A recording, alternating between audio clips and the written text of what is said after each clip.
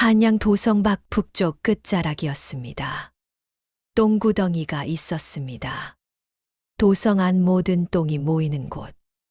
사람의 똥, 짐승의 똥, 썩은 음식물이 이곳으로 왔고 모든 더러운 것들이 한 곳에 모였습니다.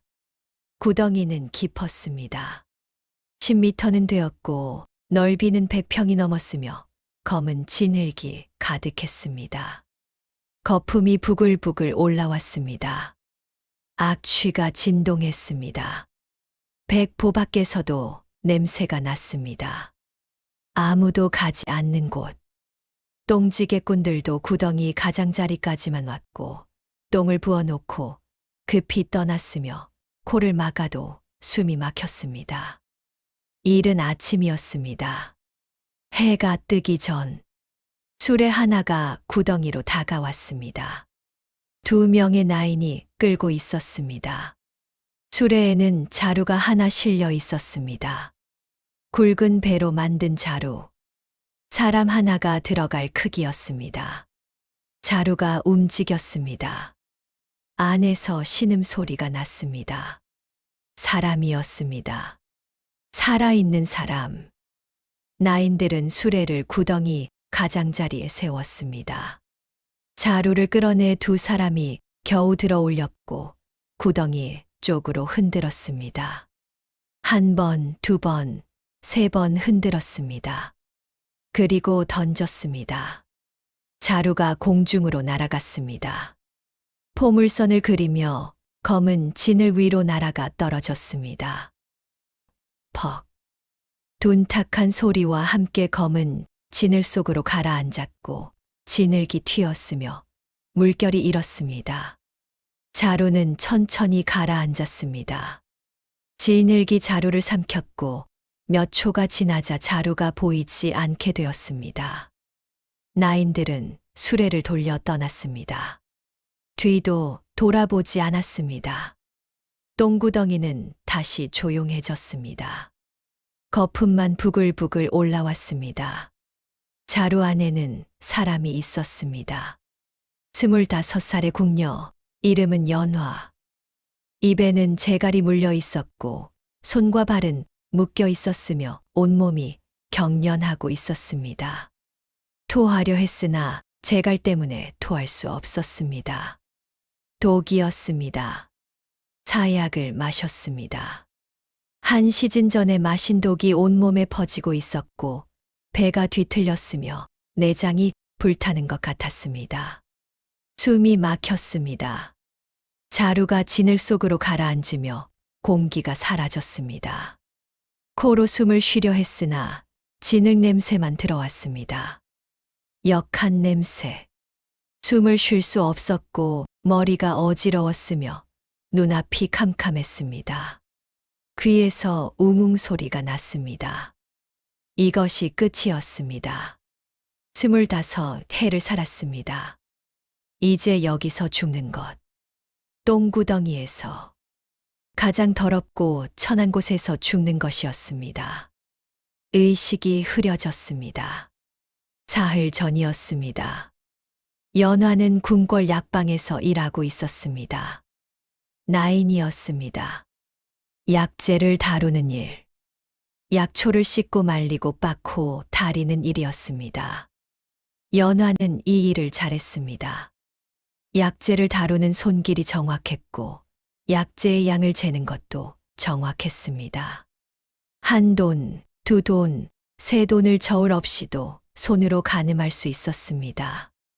상궁이 인정했고 연화의 솜씨를 칭찬했으며 다른 나인들보다 일을 잘한다고 말했습니다. 그날도 평범한 하루였습니다. 아침 일찍 일어났습니다. 세수를 했습니다. 차가운 물이었습니다. 얼굴에 물을 끼얹자 잠이 깼습니다. 약방으로 갔습니다.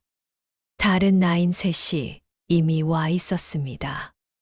인사를 나누고 일을 시작했습니다. 오늘은 인삼을 다듬는 날. 새로 들어온 인삼이 열근이었고 뿌리를 다듬고 씻고 말려야 했습니다. 연화는 조심스럽게 인삼을 다뤘습니다. 뿌리가 부러지지 않게 했습니다. 물에 담갔습니다. 흙이 빠져나왔고 물이 탁해졌습니다. 다시 깨끗한 물에 담갔습니다. 점심때가 되었습니다. 상궁이 불렀습니다. 연화를 따로 불렀습니다. 다른 방으로 갔습니다. 상궁은 낮은 목소리로 말했습니다. 숙빈 마마께서 연화를 부르신다고 전했고 지금 당장 가라고 명령했습니다. 연화는 놀랐습니다. 숙빈은 왕의 후궁, 높은 지위, 궁궐에서 힘이 센 사람이었습니다. 그런 분이 왜 자신을 부르시는지 몰랐습니다. 상궁이 재촉했고 빨리 가라고, 기다리게 하지 말라고 말했습니다. 연화는 뛰어갔습니다. 숙빈의 처소까지 100보. 숨이 찼으나 계속 뛰었고 숙빈의 처소에 도착했습니다. 문이 열렸습니다. 안으로 들어가라는 신용이었습니다. 들어갔습니다. 방 안은 화려했습니다. 비단 이불, 자개 장롱, 은촛대. 모든 것이 값비싼 물건이었습니다. 숙빈이 앉아 있었습니다. 30 중반으로 보였습니다. 아름다웠으나 얼굴에 화색이 없었고 안색이 창백했습니다. 연화를 한참 바라보았습니다. 아무 말도 하지 않았습니다. 연화는 고개를 숙였습니다. 무릎을 꿇고 기다렸습니다. 숙빈이 입을 열었습니다. 목소리가 차갑게 들렸습니다. 약을 만들라고 했습니다. 특별한 약이라고 했습니다. 재료를 일러 주었습니다. 인삼, 녹용, 오미자, 그리고 비상이었습니다. 연화는 숨이 막혔습니다. 비상은 독약. 먹으면 죽었습니다. 왜 비상을 넣으라는 것인지 이해할 수 없었습니다. 숙빈은 계속 말했습니다. 이 약을 중전마마께 드릴 것이라고 했고 연화가 만들어서 가져오라고 명령했습니다. 연화는 고개를 저었습니다. 할 수 없다고 말하려 했습니다. 그 순간이었습니다. 뒤에서 누군가 덮쳤습니다. 머리를 눌렀고 바닥에 얼굴이 박혔으며 코가 깨졌습니다. 피가 났습니다. 환관 둘이었습니다. 연화를 붙잡았고 팔을 비틀었으며 뼈가 삐걱거렸습니다. 아팠습니다. 숙빈이 일어났습니다. 연화에게 다가왔고 발로 연화의 머리를 밟았으며 힘을 주어 머리가 바닥에 눌렸습니다. 숙빈의 목소리가 들렸습니다. 차갑고 낮은 목소리였습니다. 거절할 수 없다. 만들지 않으면 죽는다. 선택하라. 연화는 떨었습니다. 온몸이 떨렸고 어떻게 해야 할지 몰랐습니다.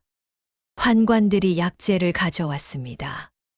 인삼, 녹용, 오미자, 비상이 모두 준비되어 있었습니다. 연화는 떠밀렸습니다. 약을 만드는 도구 앞에 앉혔고 손에 칼을 쥐어 주었으며 만들라고 명령했습니다. 손이 떨렸습니다. 칼을 잡을 수 없었고 눈물이 났습니다. 환관이 연화의 손가락을 부러뜨렸습니다. 새끼손가락이었습니다. 딱. 비명이 터져 나왔습니다. 다시 명령이 떨어졌습니다. 만들라고. 아니면 다음은 약지라고 말했습니다. 연화는 떨리는 손으로 약재를 다듬었습니다.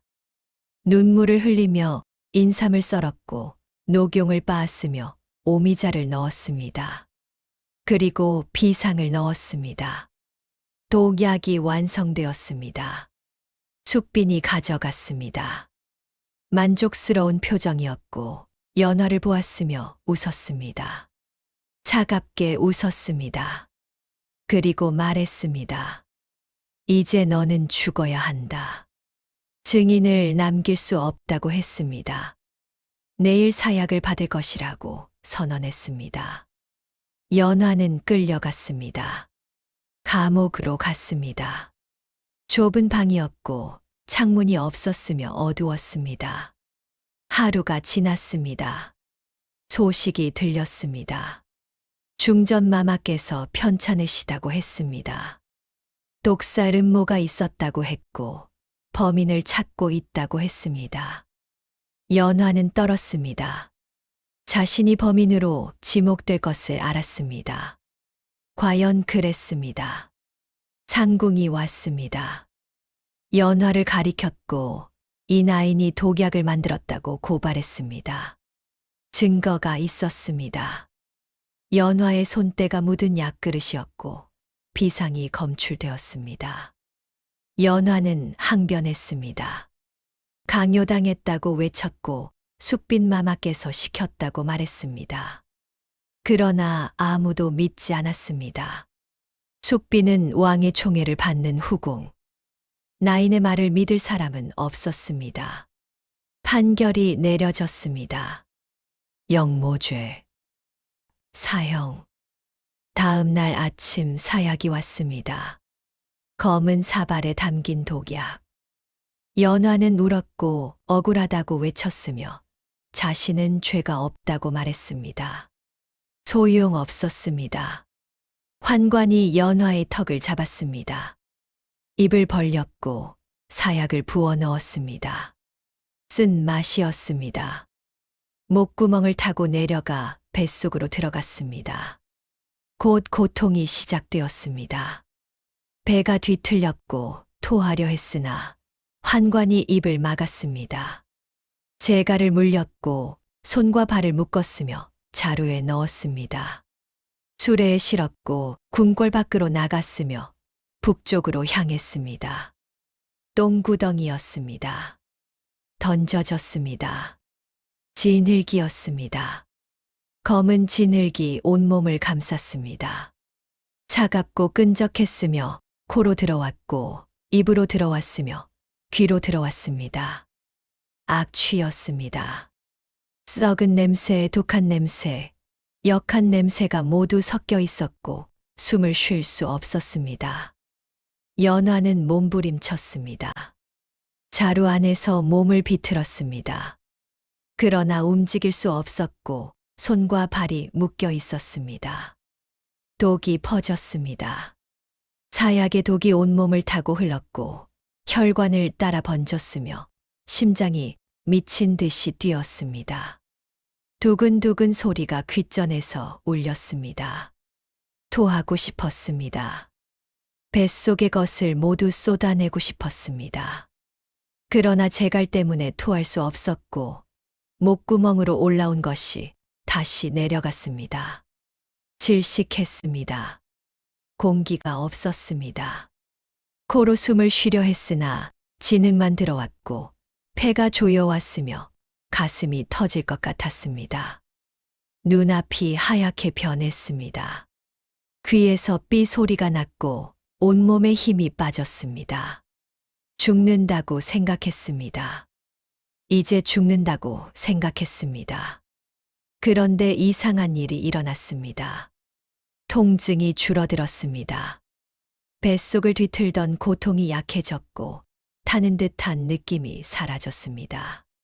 심장 박동이 느려졌고 미친 듯이 뛰던 심장이 진정되었으며 규칙적으로 뛰기 시작했습니다.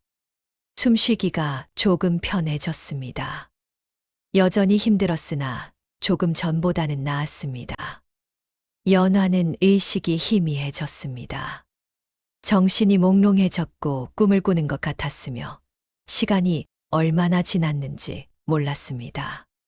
정신을 차렸을 때 여전히 진흙 속이었습니다.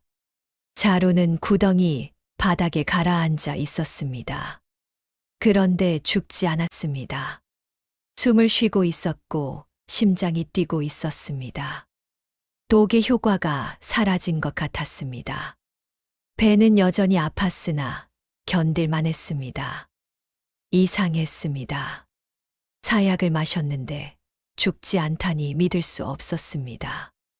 연화는 생각했습니다. 진흙 때문일까?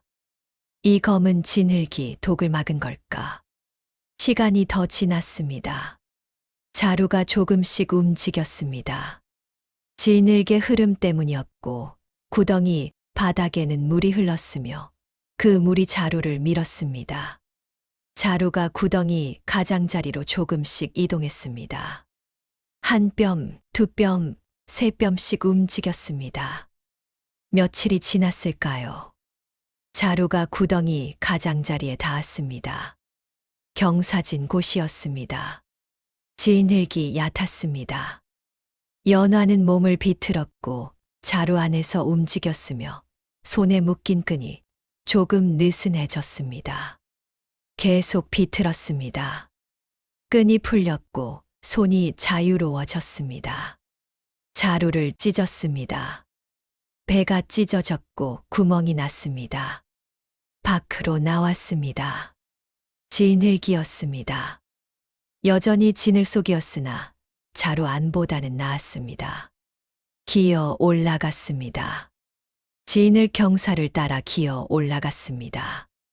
손으로 진흙을 움켜잡았고 발로 진흙을 밀었으며 한 뼘씩 올라갔습니다. 힘들었습니다. 온몸에 힘이 없었고 며칠간 아무것도 먹지 못했으며 독 때문에 몸이 망가졌습니다. 그래도 계속 기어 올라갔습니다. 멈추면 다시 가라앉을 것이었습니다. 한 시즌이 걸렸습니다. 구덩이 가장자리에 도착했습니다. 땅이었습니다. 단단한 땅이었습니다. 연화는 땅 위로 올라왔습니다. 온몸이 진흙으로 뒤덮여 있었고 얼굴도 머리카락도 옷도 모두 검은 진흙이었습니다. 쓰러졌습니다. 땅에 엎드렸고 숨을 헐떡였습니다. 살았습니다. 죽지 않았습니다. 해가 떠올랐습니다. 연화는 움직이지 못했습니다. 땅에 엎드린 채로 하루를 보냈고 기력이 없었습니다. 저녁이 되었습니다. 발소리가 들렸고 누군가 다가오고 있었습니다. 연화는 고개를 들었습니다. 흐릿하게 보였습니다. 사람이었습니다. 노파였습니다. 70줄로 보였습니다. 허리가 굽었고 지게를 지고 있었습니다. 똥지게였습니다. 노파는 연화를 보고 놀랐습니다. 사람이 똥구덩이에서 나왔습니다. 믿을 수 없는 광경이었습니다. 노파가 다가왔습니다. 연화를 살폈고 살아있는지 확인했습니다.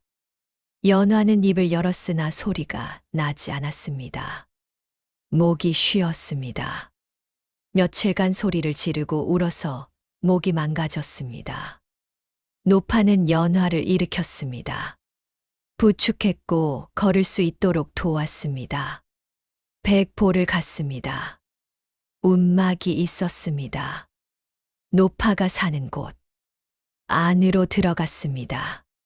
좁았습니다. 5평도 안 되었으나 따뜻했고 아궁이에 불이 지펴져 있었습니다. 노파는 물을 끓였습니다. 따뜻한 물로 연화를 씻겼고 온몸에 진흙을 닦아냈습니다. 진흙이 벗겨지자 피부가 드러났습니다. 이상했습니다. 피부가 깨끗했습니다. 며칠간 똥구덩이에 있었는데도 피부가 상하지 않았고 오히려 더 부드러워 보였습니다. 노파도 놀랐습니다. 신기하다는 표정이었습니다. 연화의 몸을 자세히 살폈고 팔, 다리, 얼굴, 목을 보았으며 모든 피부가 건강해 보였습니다. 노파는 무언가 깨달은 듯했습니다. 고개를 끄덕였고 혼잣말을 했습니다. 그렇구나. 그래서 살았구나. 연화는 노파를 바라보았습니다. 무슨 뜻인지 물으려 했으나 여전히 목소리가 나오지 않았습니다. 노파는 설명했습니다. 똥구덩이의 진흙에는 특별한 성분이 있다네. 오래된 똥이 썩으며 만들어진 것이라고 했습니다. 그것이 때로는 독을 중화시킨다고 말했고, 옛날 어느 의원이 발견했다고 했으며, 똥구덩이 진흙으로 상처를 치료했다고 말했습니다. 그러나 냄새 때문에 아무도 사용하지 않았다고 했습니다. 노파는 젊었을 때 그 의원의 조수였다고 털어놓았고, 그래서 이 비밀을 알고 있다고 말했습니다. 연화는 귀를 기울였습니다. 노파는 계속 말했습니다. 진흙을 잘 정제하면 약이 된다고 했고, 독성을 빼고 약성만 남기는 방법이 있다고 했습니다. 그 방법을 알려주었습니다. 먼저 진흙을 파냅니다. 깊은 곳에 진흙이 좋고 100년 묵은 진흙이 최고입니다. 파낸 진흙을 물에 풀고 맑은 물에 여러 번 씻습니다. 10번, 20번, 30번 씻습니다. 물이 맑아질 때까지 씻습니다. 그 다음 햇볕에 말립니다. 사흘을 말리고 밤 이슬을 마치고 낮 햇볕을 쬐입니다. 마른 진흙을 빻고 가루로 만들고 고운 채로 칩니다. 이렇게 만든 가루가 약재라고 했습니다. 이름은 흑토환. 흑토환의 효능을 설명했습니다. 독을 풀고 각종 독성을 중화시키며 피부병을 치료하고 상처를 아물게 합니다. 연화는 눈이 커졌습니다. 믿기 어려웠습니다. 똥구덩이 진흙이 약이 된다니 상상도 못했습니다. 그러나 자신이 증거였습니다. 사약을 마셨는데 살아남았고 진흙 덕분이었습니다. 노파는 연화에게 제안했습니다. 함께 이 약을 만들자꾸나. 연화는 젊고 힘이 있다고 했습니다. 자신은 늙어서 힘이 없다고 했고 둘이 함께하면 더 많이 만들 수 있다고 말했습니다. 연화는 고개를 끄덕였습니다.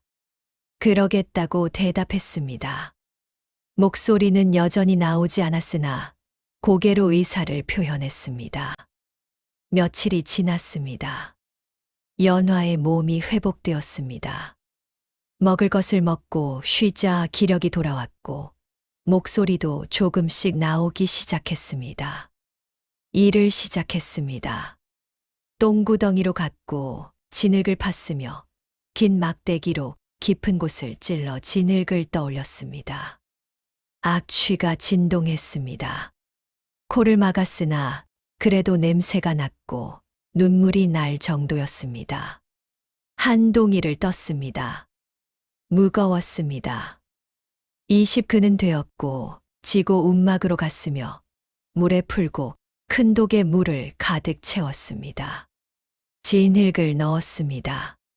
저었고 진흙이 물에 풀렸으며 가라앉혔습니다. 하루를 기다렸습니다. 무거운 것이 바닥에 가라앉았고 위에 뜬 물을 버렸으며 다시 물을 부었습니다. 저었고 가라앉혔으며 물을 버렸습니다. 이것을 20번 반복했습니다. 물이 조금씩 맑아졌습니다. 처음에는 시커멓던 물이 점점 연해졌고 20번째에는 회색빛 물이 되었습니다. 진흙을 꺼냈습니다. 넓은 판에 펼쳤습니다. 햇볕에 말렸습니다. 사흘을 말렸고 밤에는 이슬을 맞췄으며 낮에는 햇볕을 쬐었습니다. 진흙이 바짝 말랐습니다. 빻았습니다. 절구에 넣고 빻고 가루가 되었으며 고운 채로 쳤습니다. 흑토환이 완성되었습니다. 검은색 가루. 냄새는 거의 나지 않았고 정제 과정에서 악취가 사라졌습니다. 노파가 확인했습니다. 가루를 만져보았고 냄새를 맡았으며 고개를 끄덕였습니다. 잘 만들었다고 했습니다. 첫 환자는 노파였습니다. 노파의 다리에는 오래된 상처가 있었습니다. 10년 묵은 상처. 낫지 않았고 고름이 났습니다. 흑토환을 발랐습니다. 하루에 2번 발랐습니다. 사흘이 지나자 고름이 줄었고 일주일이 지나자 상처가 아물기 시작했으며 열흘이 지나자 거의 나았습니다. 노파는 놀랐습니다. 10년 동안 낫지 않던 상처가 열흘 만에 나았습니다. 기적이었습니다. 소문이 났습니다. 똥구덩이 옆 움막에 신기한 약이 있다는 소문. 상처를 낫게 한다는 소문. 사람들이 찾아왔습니다. 처음에는 한두 명, 그 다음에는 서너 명. 피부병이 있는 사람이 왔고 흑토환을 발라 나았습니다. 상처가 있는 사람이 왔고 흑토환을 발라 아물었습니다. 독성 종기가 있는 사람이 왔고 흑토환을 다려 먹여 독이 풀렸습니다. 소문은 더 퍼졌습니다. 한양 전체에 퍼졌습니다. 똥구덩이의 기적의 약. 흑토환. 1년이 지났습니다. 연화는 26이 되었습니다. 움막에서는 더 이상 감당할 수 없었고 환자가 너무 많았습니다. 약방을 차렸습니다. 한양 북촌의 작은 약방을 열었고 노파와 함께 운영했습니다. 약방 이름은 연화약방. 흑토환을 팔기 시작했습니다. 한 양에 한 돈씩 팔았습니다. 비싼 값이었으나 효과가 좋아서 잘 팔렸습니다. 하루에 100명이 찾아왔습니다. 아침부터 저녁까지 약방이 북적였고 흑토환을 사러 오는 사람들로 가득했습니다. 2년이 지났습니다. 돈이 모였습니다. 1000냥이 모였습니다. 더 큰 약방을 열었습니다. 남대문 근처였고 처음 약방보다 2배 컸으며 사람을 고용했습니다. 5명이 일했습니다. 흑토환 생산량을 늘렸습니다. 한 달에 100대를 만들었습니다. 노파와 연화만으로는 부족했고 일꾼들을 교육했으며 진을 씻는 법, 말리는 법, 빻는 법을 가르쳤습니다. 양반도 찾아왔고 고위 관료도 찾아왔습니다.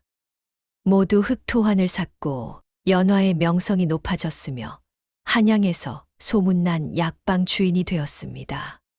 3년째 되는 해 지점을 냈습니다. 남대문 근처에 또 하나의 약방을 열었고 규모는 첫 번째 약방과 비슷했습니다. 책임자를 두었습니다. 신뢰할 수 있는 사람, 노파의 소개였습니다. 4년째 되는 해, 세 번째 약방을 열었습니다. 동대문 근처였고 연화약방은 한양에서 가장 큰 약방 중 하나가 되었습니다. 연화는 부자가 되었습니다. 재산이 만냥은 되었고 집도 샀으며 큰 집이었습니다. 40평이었고 정원도 있었습니다. 하인도 고용했습니다. 6명이었고 집안일을 도왔습니다. 그러나 연화는 검소하게 살았습니다. 화려한 옷을 입지 않았고 비싼 음식을 먹지 않았으며 여전히 약방에 나가 일했습니다. 흑토환 만드는 일도 직접 했고 진흙을 씻고 말리고 빻는 일을 감독했으며 품질을 확인했습니다. 노파는 나이가 들었습니다. 80이 넘었고 더 이상 일하지 못했습니다. 연화는 노파를 자신의 집으로 모셨습니다. 방을 주었고 편하게 지내시도록 했으며 노파는 고마워했고 연화를 딸처럼 여겼습니다. 5년째 되는 해, 흑토환의 명성이 전국으로 퍼졌습니다. 지방에서도 주문이 들어왔고 경상도, 전라도, 충청도 각 지역의 약방에서 연화약방에 흑토환을 사갔습니다. 생산량을 더 늘렸습니다. 사람을 더 고용했고 20명이 일했으며 한 달에 1000대를 만들었습니다. 수익은 10만 문을 넘었습니다. 1년이면 100만 문이었고 연화는 한양에서 손꼽히는 상인이 되었습니다. 그러나 성공에는 시기가 따랐습니다. 기존 약재상들이 불편해했고 연화 약방이 너무 커졌으며 장사를 독점하는 것 같았습니다. 약재상 조합에서 회의를 열었습니다. 연화를 견제하기로 결정했습니다. 먼저 소문을 퍼뜨렸습니다. 흑토환이 사실은 똥으로 만든 것이라는 소문. 더럽다는 소문. 먹으면 병에 걸린다는 소문이었습니다. 소문은 빠르게 퍼졌습니다. 장터에서 주막에서 사람들이 이야기했고 손님이 줄었습니다. 연화는 대응했습니다.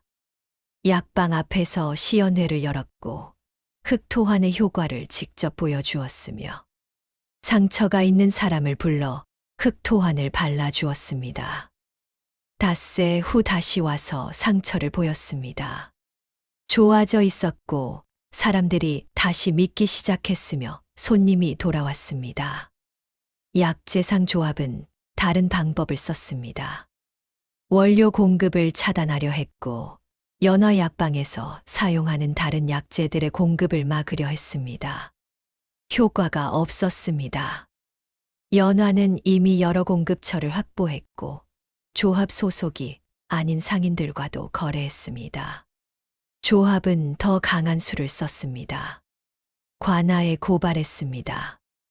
연화 약방이 허가 없이 약을 판다고 고발했습니다. 사실이 아니었습니다. 연화는 정식 허가를 받았고 문서도 있었습니다. 그러나 담당 관리가 매수되었고 허가 문서를 없애버렸습니다. 관아에서 연화를 불렀습니다. 허가증을 보이라고 했고 연화는 당황했으며 허가증이 사라졌고 찾을 수 없었습니다. 관리는 영업 정지를 명령했습니다. 연화 약방 3곳 모두 문을 닫아야 했고 연화는 억울했으나 어쩔 수 없었습니다. 관의 명령이었습니다. 며칠이 지났습니다. 노파가 말했습니다. 뇌물을 써야 한다고, 관리를 매수해야 한다고 조언했습니다. 연화는 거절했습니다. 떳떳하게 해결하고 싶다고 말했습니다. 노파는 한숨을 쉬었으나 연화의 뜻을 존중했습니다. 연화는 다른 방법을 찾았습니다. 더 높은 관리를 찾아갔습니다. 한성부 판관이었습니다. 판관을 만났습니다. 사정을 설명했고 허가를 받았는데 문서가 사라졌다고 말했습니다. 판관은 조사를 명령했습니다. 며칠 후 결과가 나왔습니다. 담당 관리가 뇌물을 받고 문서를 없앤 것이 드러났고 담당 관리는 파직되었으며 연화 약방의 영업이 재개되었습니다. 그러나 이것으로 끝이 아니었습니다. 약재상 조합은 마지막 수를 썼습니다. 깡패를 고용했고 약방을 습격하게 했습니다. 어느 날 밤이었습니다. 10명의 사내가 연화 약방에 쳐들어왔습니다. 문을 부쉈고 약재를 쏟았으며 가구를 부쉈습니다. 연화가 막으려 했으나 여자 혼자 어떻게 할 수 없었습니다. 사내 하나가 연화를 밀쳤고 넘어졌으며 머리를 부딪혀 피가 났습니다. 사내들은 계속 부쉈고 약방이 엉망이 되었습니다. 그들이 떠난 후 연화는 폐허 속에 앉아 있었습니다. 눈물이 났고 분했으며 억울했습니다. 그러나 포기하지 않았습니다. 다음 날 아침 연화는 약방을 정리하기 시작했습니다. 부서진 것을 치웠고 쏟아진 약재를 모았으며 하인들이 도왔고 함께 정리했습니다. 사흘 만에 약방을 복구했습니다. 다시 문을 열었습니다. 그리고 포고문을 붙였습니다. 폭력으로 막을 수 없는 것이 있습니다. 진실과 정의입니다. 연화 약방은 계속 영업합니다. 사람들이 모여들었습니다. 포고문을 읽었고 감동했으며 연화를 응원했습니다. 손님이 더 늘었고 연화 약방을 지지하는 사람들이 찾아왔습니다. 약재상 조합은 더 이상 방해하지 못했습니다. 여론이 연화 편이었습니다. 6년째 되는 해, 연화 약방은 더욱 번창했고 그의 가을이었습니다. 소문이 들렸습니다. 숙빈이 병들었다는 소문. 중병이라고 했고 궁궐의 어의들이 모두 나섰으나 고치지 못한다고 했습니다. 연화는 귀를 기울였습니다. 더 자세한 소문이 들렸습니다. 피부병이라고 했고 온몸에 종기가 났다고 했으며 고름이 나오고 악취가 난다고 말했습니다. 어떤 약도 듣지 않는다고 했습니다. 연화는 가슴이 뛰었습니다. 흑토환이 떠올랐습니다. 피부병의 특효인 흑토환이 생각났습니다. 며칠 후 궁궐에서 사람이 왔습니다. 내관이었고 연화를 찾았으며 숙빈 마마께서 연화 약방에 흑토환을 써보고 싶다고 하신다고 전했습니다. 연화는 침착하게 대답했습니다. 흑토환을 드릴 수 있다고 말했고, 그러나 직접 뵙고 상태를 봐야 한다고 덧붙였습니다. 내관은 난색을 표했고, 숙빈을 함부로 만날 수 없다고 말했습니다. 연화는 단호했습니다. 직접 보지 않으면 치료할 수 없습니다. 내관은 궁궐로 돌아갔고 이틀 후 다시 왔으며 숙빈께서 허락하셨다고 전했습니다. 궁궐로 들어오라고 명령했습니다. 연화는 준비했습니다. 흑토환을 챙겼고 다른 약재도 가져갔습니다. 그리고 궁궐로 향했습니다. 10년 만이었습니다. 10년 만에 다시 들어가는 궁궐.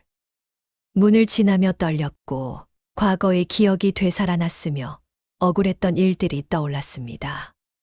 그러나 침착함을 유지했습니다. 숙빈의 처소에 도착해 들어갔습니다. 방 안은 어두웠습니다. 창문이 모두 닫혀 있었고 촛불만 켜져 있었으며 침상에 누운 사람이 있었습니다. 숙빈이었습니다. 그러나 10년 전에 그 아름다운 모습은 없었습니다. 온몸이 종기투성이었고 얼굴에도 팔에도 다리에도 종기가 나 있었으며 고름이 흘렀고 악취가 진동했습니다. 머리카락도 많이 빠졌고 듬성듬성 남아 있었으며 눈은 푹 꺼져 있었고 광채가 없었습니다. 10년 전 권세당당하던 그 숙빈이 아니었습니다. 초라하고 비참한 병자였습니다. 숙빈이 연화를 보았으나 알아보지 못했습니다. 10년이 흘렀고 연화의 모습도 많이 변했습니다. 숙빈은 약한 목소리로 물었습니다. 연화 약방 주인이시오? 연화는 대답했습니다. 그렇습니다. 숙빈은 애원했습니다. 이 병을 고쳐주시오. 무엇이든 하겠소. 돈도 많이 주겠소. 연화는 숙빈에게 다가갔습니다. 상태를 살폈습니다. 종기를 보았고 만져보았습니다. 심각했고 오래되었으며 2년은 된 병이었습니다. 연화는 입을 열었습니다. 고칠 수 있습니다. 흑토환으로 치료할 수 있다고 말했습니다. 숙빈의 눈에 희망이 떠올랐습니다. 그러나 연화는 계속 말했습니다. 치료하지 않겠습니다. 숙빈은 놀랐습니다. 무슨 뜻이오? 연화는 차갑게 말했습니다. 자신이 누구인지 아십니까? 10년 전 억울하게 죽은 나인을 기억하십니까? 숙빈의 얼굴이 굳었고 기억이 떠오르는 것 같았습니다. 연화는 신분을 밝혔습니다. 저입니다. 연화입니다. 사약을 받고 똥구덩이에 버려진 그 사람입니다. 숙빈은 숨이 막혔고 믿을 수 없다는 표정이었습니다. 연화는 계속 말했습니다. 저는 죽지 않았습니다. 살아남았습니다. 그리고 지금 여기 있습니다. 당신의 병을 고칠 수 있는 유일한 사람입니다. 연화는 다시 한번 선언했습니다. 그러나 치료하지 않겠습니다. 숙비는 떨었고 애원했습니다. 제발 살려주시오. 연화는 고개를 저었습니다. 당신이 저를 죽이려 했습니다. 억울하게 누명을 씌웠습니다. 똥구덩이에 버렸습니다. 이제 그 대가를 치를 시간입니다. 숙비는 울었습니다.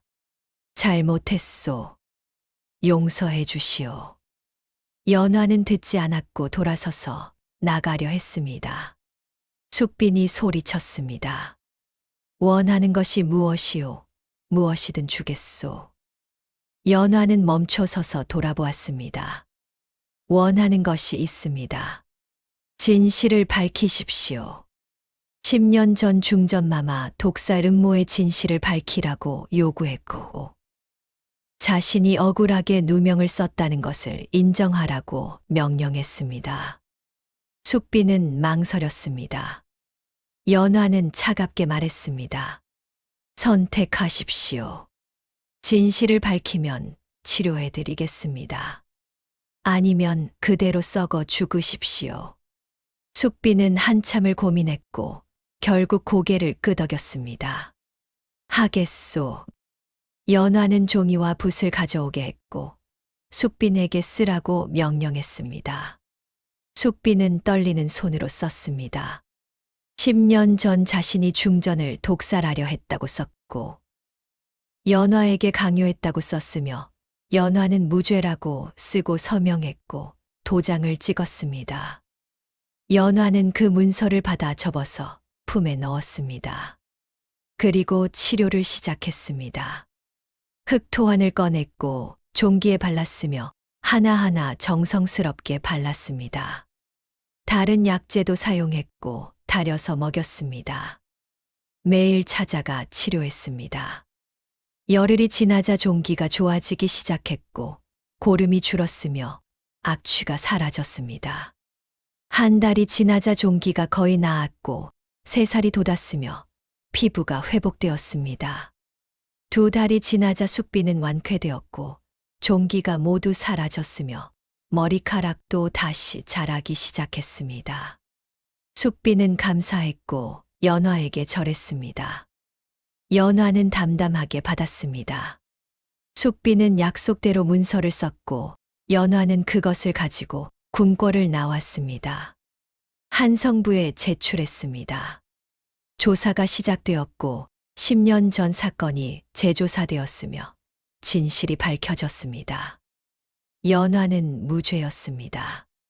억울한 누명이 벗겨졌고 관에서 공식 사과했으며 명예가 회복되었습니다. 소문이 퍼졌습니다. 연화의 이야기가 한양 전체에 알려졌습니다. 억울하게 죽을 뻔했다가 살아남은 이야기. 똥구덩이에서 약재를 발견한 이야기. 명의가 된 이야기였습니다. 사람들은 감동했습니다. 연화 약방에 더 많은 손님이 찾아왔고 왕실에서도 인정했으며 연화를 어의로 임명하고 싶다는 뜻을 전했습니다. 연화는 거절했습니다. 궁궐은 저에게 고통만 준 곳입니다. 다시 들어가고 싶지 않습니다. 왕은 연화의 뜻을 존중했고 대신 특별 허가를 내렸으며 연화 약방이 왕실 납품 약방이 되도록 했습니다. 연화 약방은 한양 최고의 약방이 되었습니다. 10년이 지났습니다. 연화는 40줄이 되었습니다. 흑토환은 전국적으로 유명해졌고 조선팔도 어디서나 연화 약방에 흑토환을 구할 수 있었으며 지점이 20개가 넘었고 각 지역에 약방이 있었습니다. 연화의 재산은 10만 냥이 넘었습니다. 조선에서 손꼽히는 부자였습니다. 그러나 연화는 여전히 검소하게 살았고 화려한 생활을 하지 않았습니다. 대신 많은 것을 나눴습니다. 가난한 사람들에게 무료로 약을 나눠주었고, 한 달에 100명 이상을 치료했으며 돈을 받지 않았습니다. 고아원을 지었습니다. 부모 없는 아이들을 키웠고 100명이 넘는 아이들이 있었으며 모두 연화의 도움을 받았습니다. 노인들을 위한 양로원도 지었고 갈 곳 없는 노인들이 편히 지낼 수 있도록 했습니다. 사람들은 연화를 존경했습니다. 어느 날 찾아온 사람이 있었습니다. 젊은 여인이었고 20살쯤 되어 보였으며 병을 앓고 있었습니다. 피부병이었고 얼굴에 종기가 나 있었습니다. 연화는 친절하게 맞았습니다. 앉으세요. 여인은 울었습니다. 자신의 처지를 말했고 시댁에서 구박받는다고 했으며 병 때문에 쫓겨날 것 같다고 했고 어디 갈 곳이 없다고 울었습니다. 연화는 여인의 손을 잡았습니다. 괜찮습니다. 제가 치료해 드릴게요. 그리고 자신의 이야기를 했습니다. 저도 옛날에 똑같은 처지였어요. 버림받고 죽을 뻔하고 가장 밑바닥까지 떨어졌어요. 연화는 말을 이었습니다. 그러나 포기하지 않았어요. 살아남았어요. 일어섰어요. 여기까지 왔어요. 연화는 여인을 격려했습니다. 당신도 할 수 있어요. 포기하지 마세요. 여인은 눈물을 닦고 고개를 끄덕였습니다. 연화는 여인을 치료했습니다. 흑토환을 발라주었고 매일 찾아오라고 했습니다. 한 달 후 여인의 피부병이 나았습니다. 여인은 감사했고 절을 했습니다. 연화는 여인에게 일자리를 주었습니다. 약방에서 일하세요. 여인은 감격했습니다. 이런 일이 많았습니다. 연화는 어려운 처지의 여인들을 많이 도왔고 치료해주고 일자리를 주고 새 삶을 살 수 있게 했습니다. 연화 약방에서 일하는 사람들 중 절반이 이런 여인들이었고 그들은 연화를 어머니처럼 따랐습니다. 20년이 지났습니다. 연화는 50이 되었습니다. 노파는 세상을 떠났습니다. 90줄의 나이였고 편안하게 갔습니다. 연화는 노파를 정성껏 장례 치렀고 좋은 곳에 묘를 썼으며 매년 제사를 지냈습니다. 노파가 없었다면 자신도 없었을 것이었습니다. 은인이었습니다. 연화 약방은 계속 번창했습니다. 새로운 약재도 개발했고 흑토환뿐 아니라 다른 약들도 만들었으며 모두 효과가 좋았습니다. 연화는 의서도 썼습니다. 흑토환에 대한 연구를 정리했고 만드는 방법, 사용법, 효능을 자세히 기록했으며 책으로 펴냈습니다. 흑토환방이라는 제목이었습니다. 의원들이 이 책을 보고 흑토환을 만들기 시작했습니다.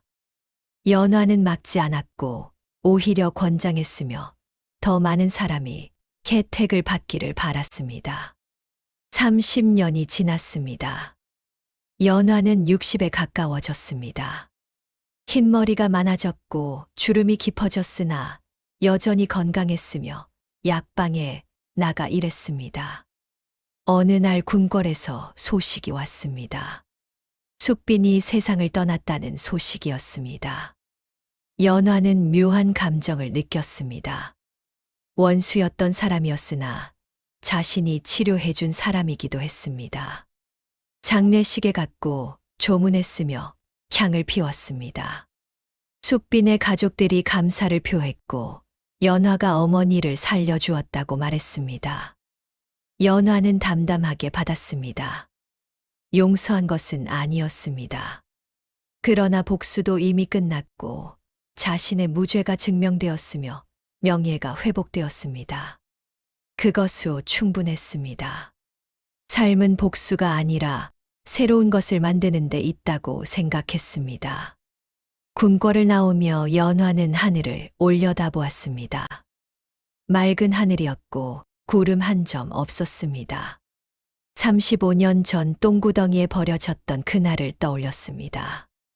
그때는 죽는 줄 알았고 모든 것이 끝난 줄 알았습니다. 그러나 살아남았습니다. 가장 더러운 곳에서 가장 귀한 것을 발견했고 그것으로 새로운 삶을 만들었습니다. 연화는 미소 지었습니다. 똥구덩이의 진흙이 연꽃이 되었습니다. 더러운 곳에서 피어난 연꽃이었고 그것이 자신의 삶이었습니다. 연화는 발걸음을 옮겼습니다. 약방으로 향했고 오늘도 자신을 기다리는 환자들이 있었습니다. 삶은 계속되었습니다. 아름답게 의미 있게 흘러갔습니다. 에필로그. 연화는 70까지 살았습니다. 마지막까지 약방에서 일했고 환자를 치료했으며 가난한 사람들을 도왔습니다. 연화가 세상을 떠났을 때 수천 명이 장례식에 왔습니다. 연화에게 치료받은 사람들이었고 연화에게 도움받은 사람들이었으며 연화를 존경하는 사람들이었습니다. 모두 울었습니다. 위대한 의원이 떠났습니다. 자비로운 사람이 떠났습니다. 연화 약방은 제자들이 이어갔고 연화의 정신을 계속 이어갔습니다. 흑토화는 조선 최고의 약재로 남았습니다. 그리고 연화의 이야기는 오래도록 전해졌습니다. 똥구덩이에서 살아남은 여인. 가장 더러운 곳에서 가장 귀한 것을 발견한 여인. 절망 속에서 희망을 만든 여인의 이야기였습니다. 사람들은 그 이야기를 들으며 생각했습니다. 어떤 어려움도 끝이 아니라는 것을. 가장 낮은 곳에서도 일어설 수 있다는 것을. 버려진 것에도 가치가 있다는 것을 깨달았습니다. 연화가 보여준 것은 단순한 성공이 아니었습니다. 인간의 존엄이었고 어떤 역경도 꺾을 수 없는 의지였습니다. 그것이 똥구덩이에서 핀 연꽃이 남긴 것이었습니다. 오늘날까지 그 이야기는 전해집니다. 힘든 시절을 견디는 이들에게 버림받았다고 느끼는 이들에게 희망의 등불이 되고 있습니다.